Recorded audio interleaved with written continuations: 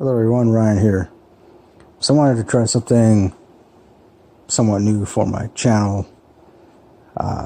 Decided to do a thing called Music Mondays, in which I just talk about the different bands, groups, artists, musicians that I've been listening to, that I listen to on a regular basis. Also some that I maybe am not too familiar with, but still listen to once in a while. Now, of course, obviously, most of these bands that I listen to are rock bands, heavy metal bands, hard rock, within the general rock genre. But I do also listen to some blues, jazz, and funk once in a while. And then, of course, the occasional pop kind of stuff. But nothing too commercial, really. So anyways, yeah. First band I wanted to talk about is one that I know that too few people actually know about. And that's probably in large part because they only put out one album. It's a band called Pulse Ultra, and they were from Montreal, I believe, Montreal-based band, and Montreal, Quebec, if I'm not mistaken. And but I do believe maybe one or two of the members were from I want to say like Toronto, Canada, or Ontario, somewhere in Canada too. So somewhere like that. So their first and only album is titled Headspace. It was released sometime in July of 2002, and I remember when I first bought it, I first purchased it, and I don't really remember how I heard about this band. Though I do believe, because back then I used to read a lot of guitar magazines, and I want to say I came across an interview with the guitar player, who is named Dominic Cifarelli, and so I came across this interview with him, and he was talking about the different bands that influenced him and ultimately influenced the sound of the band as well, the other guys in the band. And I found it interesting. So I took a chance, and I believe it was the next day or a couple of days later, I purchased their album, Headspace. And I was definitely blown away. I guess I was expecting like a typical kind of heavy metal band, hard rock band. But that's not really the sound that they had. I mean, they have elements of heavy metal, definitely. They have elements of typical kind of hard rock stuff. But then that's also other elements too. I guess you could also classify them as nu metal as well, because nu metal, of course, being the genre that was coined in order to describe other bands like Slipknot or Mudvayne or Korn, and you know, those bands that tended to mix elements of rap, hip-hop with heavy metal. And so, I mean, as far as Pulse Ultra is concerned, they do have that, or rather had that, because they're no longer together. But they also had a very progressive aspect to their sound.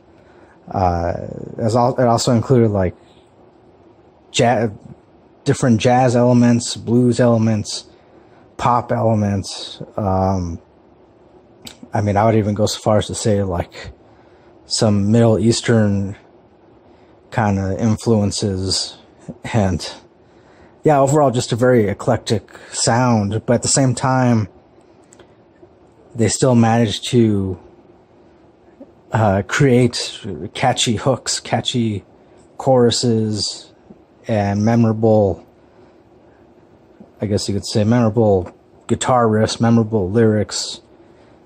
For me, I feel like, yeah, it was just very creative. I mean, I encourage you to give it a listen. Again, you know, it's not the typical heavy metal kind of stuff that you think of when you think of most heavy metal or most hard rock bands. There is an element to that, but, you know, and not to mention the singer.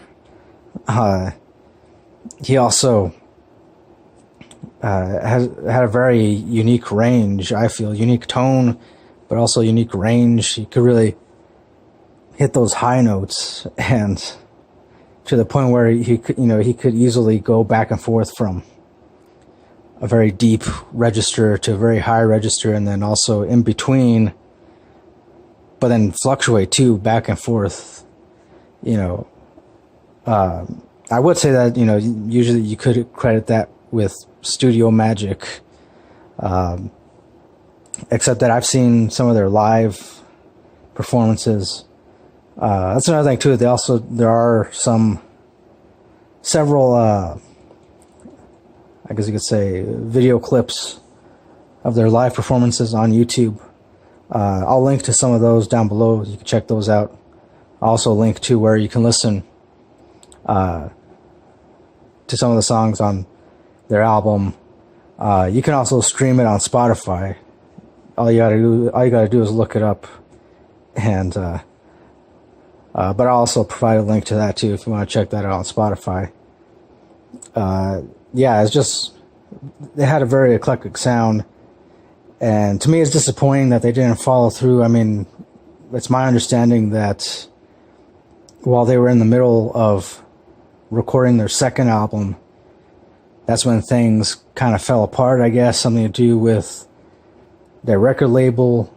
There was some conflict with their record label, and yeah, I guess the guys in the band, they pretty much decided that they didn't want to deal with the hassle of, having to live up to what the record label was expecting of them. And, I mean, in a sense, I could definitely understand that, definitely agree with that.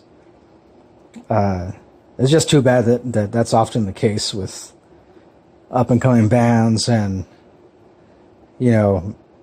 they end up, I guess, I would say cracking under the pressure, but not really so much cracking under the pressure, but just, deciding that, pretty much they don't want to have to deal with any more bullshit from the record label or other record executives. And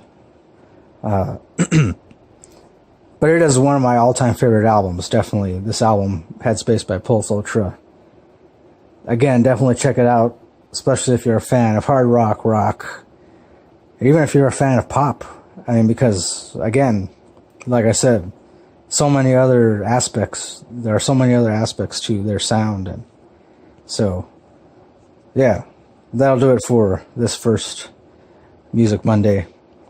Thanks for watching. Thanks for listening. And again, if you want to check out Headspace by Pulse Ultra or any other songs or live performances, links will be down below in the description area. So definitely check those out. Yeah. And that'll do it. Once again, thanks for watching. As always, till next time, don't forget, keep it real, keep on rocking, and peace.